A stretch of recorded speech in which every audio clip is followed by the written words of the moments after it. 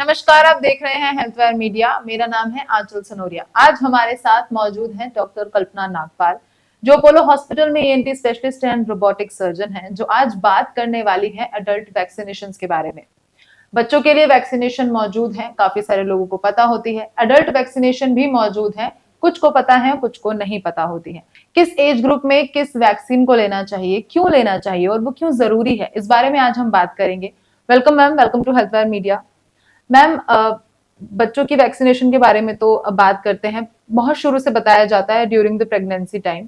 लेकिन अगर हम अडल्ट वैक्सीनेशन की बात करें तो वो क्यों जरूरी है और वो क्यों सबको लेनी चाहिए? इसीलिए आज इंद्रप्रस्थ अपोलो हॉस्पिटल में वैक्सीनेशन ड्राइव हो रहा है, क्योंकि अडल्ट वैक्सीनेशंस के बारे में लोग जानकारी नहीं रखते। सभी घरों में सब अपने बच्चों की टीकाकरण के बारे में बात करते हैं, उसी की प्लानिंग होती है। बड़ों में किन किन को लेना चाहिए और किन किन बीमारियों के अगेंस्ट ये वैक्सीन है, ये जान लेना बहुत ज़रूरी है। तो मैम, अगर हम बहुत बेसिक, एक बहुत आम किसी वैक्सीन की बात करें जो ऑलमोस्ट सभी को लेनी चाहिए एट एवरी एज ग्रुप, तो वो क्या है? कुछ वैक्सीन इस तरह से हैं जो हमें जैसे अपने प्रोफेशन के ऊपर डिपेंड करता है। जैसे अगर ऑक्यूपेशनल हजार्ड है, हेपेटाइटिस बी, जैसे डॉक्टर्स, नर्सेस, ब्लड बैंक में प्रोफेशनल्स, इन सबको हेपेटाइटिस बी वैक्सीन ले लेना चाहिए, क्योंकि ब्लड ट्रांसफ्यूजन प्रोडक्ट्स के साथ हम डील करते हैं, सर्जरीज में पार्टिसिपेट करते हैं, तो हम लोग इस तरीके का काम करते हैं, तो हमें हेपेटाइटिस बी वैक्सीन लेना बहुत ज़रूरी है। और हेपेटाइटिस बी बीमारी बहुत जानलेवा है और उस सारी ऑर्गन्स को अफेक्ट कर सकता है। तो ऐसे कई सारे वैक्सीन्स है। अगर हम बात करें सबसे पहले इन्फ्लुएंजा की, जी, इन्फ्लुएंजा फ्लू वैक्सीन, तो जी, आप एक बार ये बताइए कि ये क्यों जरूरी है और किस एज ग्रुप को लेनी जी। चाहिए? इन्फ्लुएंजा सीजन आजकल बहुत चल रहा है। फ्लू वैक्सीन और इन्फ्लुएंजा वैक्सीन का मतलब एक ही है। इन्फ्लुएंजा वैक्सीन साल में एक बार लगता है। 50 साल के ऊपर के उम्र वालों को ज़रूर ले लेना चाहिए, और ख़ासकर अगर आपको bronchial asthma, COPD, diabetes, cancer, इस तरीके का कोई भी इम्यून सप्रेशन वाले बीमारियाँ हैं, तो आपको ज़रूर ले लेना चाहिए इन्फ्लुएंजा। एंड अदरवाइज़ ऑल्सो अगर आपको आपका हिस्ट्री है, रिकरेंट फ्लू वगैरह का हिस्ट्री है, तो इन्फ्लुएंजा वैक्सीन या फ्लू वैक्सीन हम लोग रिकमेंड करते हैं। ये सिर्फ साल में एक बार लगता है, इंट्रामस्कुलर लगता है, सिर्फ 800 साढ़े 800 रुपए का होता है। ओके मैम, इनके कोई ऐसे साइड इफेक्ट्स नहीं होते? फ्लू वैक्सीन या influenza vaccine is a very safe vaccine. उसमें कोई साइड इफ़ेक्ट्स ख़ास होता नहीं है। एक आध बार बुखार हो सकता है, उसके जो हर कोई भी वैक्सीन से हो सकता है, तो उसके लिए क्रोसिन ले सकते हैं। ओके। एक वैक्सीन जिसका नाम है न्यूमोकॉकल, ये क्यों लेना चाहिए और किस एज ग्रुप को लेना चाहिए?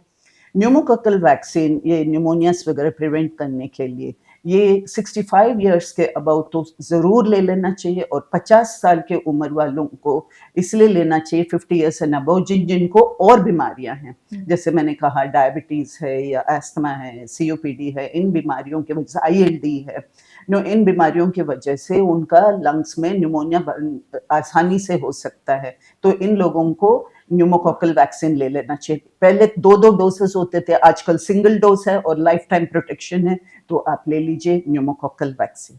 मैम, ये एक ही बार लेना होता है? हाँ जी, एक ही बार, वंस इन अ आजकल लाइफ टाइम। सिंगल डोज जी। ओके।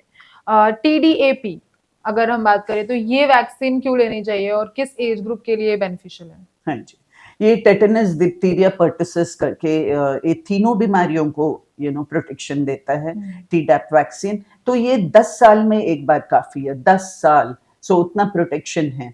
तो तीनों बीमारियों का अगेंस्ट ये बच्चों में भी लगता है, बड़ों में भी लगता है, तो टीडैप वैक्सीन अपना ले लीजिए। Okay. And shingles and HPV vaccine की अगर हम बात करें तो वो किस एज ग्रुप के लिए हैं? क्या बीमारियों में वो हेल्प करती हैं जी, और वो किस एज ग्रुप को लेने चाहिए? शिंगल्स वैक्सीन 50 साल के उम्र के ऊपर वालों को ले लेना चाहिए।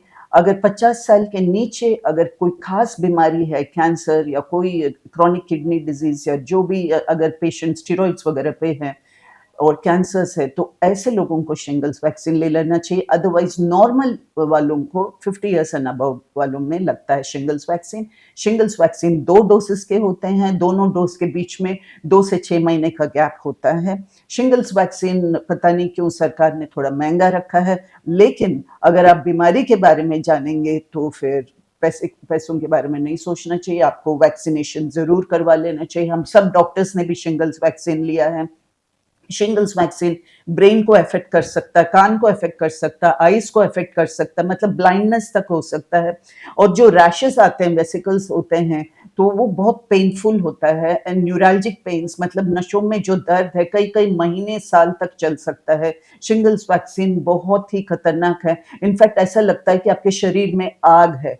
तो इसीलिए शिंगल्स वैक्सीन जरूर ले लीजिए। You do not want to suffer from shingles. HPV vaccine, now HPV vaccine 2 बीमारियों को प्रिवेंट कर सकता है, oropharyngeal cancers in men and also cervical cancers in women. तो हम लोग 9 इयर्स के एज ग्रुप में ही शुरू करते हैं। सो आपके अगर बेटी या बेटा है जो 9 साल के उम्र से लेकर 16 साल के उम्र तक हैं, तो इन लोगों को एचपीवी वैक्सीन दिलवा दीजिए। एंड लेडीज को इवन 26 इयर्स तक दे सकते हैं। और सर्वाइकल कैंसर बहुत कॉमन है इंडिया में, तो जरूर एचपीवी वैक्सीन लगवा लीजिए और prevent yourself from cervical cancer. Ma'am, lastly, measles, mumps, and rubella, which is MMR vaccine, and other one is meningococcal. जी ये वैक्सीन किस लिए होती हैं, किस एज ग्रुप के लिए होती है, और ये किन बीमारियों में हेल्प करती हैं? जी, एमएमआर वैक्सीन, इवन प्रेगनेंसी में आपने सुना होगा, रूबेला होने से अबॉर्शंस वगैरह हो जाते हैं। फीटल बीमारीज, मतलब आपका बच्चा जब पैदा होगा कुछ कुछ अजीब के डिफॉर्मिटीज होते हैं, तो इन सबको प्रिवेंट करने के लिए ये वैक्सीन लगता है। एमएमआर वैक्सीन भी बहुत सेफ है, सस्ता है, लगवा लीजिए। मीसल्स एंड मम्प्स भी कॉमन है। पहले ज़माने में और होते थे मेजल्स एंड मम्प्स, अब थोड़ा इंसिडेंस कम हो गया है, बट ये हर साल लेने की ज़रूरत नहीं है, सो इसलिए एमएमआर ले लीजिए। और दूसरा मेनिंगोकोकल वैक्सीन है। Meningococcal vaccine is for to prevent meningitis. 65 years and above में मेनिंगोकोकल वैक्सीन ज़रूर ले लेना चाहिए, ये भी एक सिंगल डोज है। ओके मैम, जो आपने कहा कि 65 से अबव जो लोग हैं उन्हें लेना चाहिए, क्या बीमारी रहती है जो इसमें ये हेल्प करती है? मेनिंजाइटिस मतलब ओके। ब्रेन का इन्फेक्शन, जो मेनिंजस होता है, ब्रेन के लेयर्स होते हैं, उसमें इन्फेक्शन होता है, तो पेशेंट को कन्वल्शंस हो सकते हैं, फीवर हो सकता है, सिवियर हेडेक हो सकता है, एंड एडमिशन का ज़रूरत पड़ सकता है। तो सीएसएफ एनालिसिस ये सब होता है, उसके हिसाब से आईवी एंटीबायोटिक्स हो या जो भी चलाना हो, उस समय एडमिशन का ज़रूरत पड़ सकता है। And meningitis is a serious illness, तो इसीलिए मेनिंगोकोकल वैक्सीन रिकमेंड करते हैं हम लोग। Thank you so much ma'am, thank you.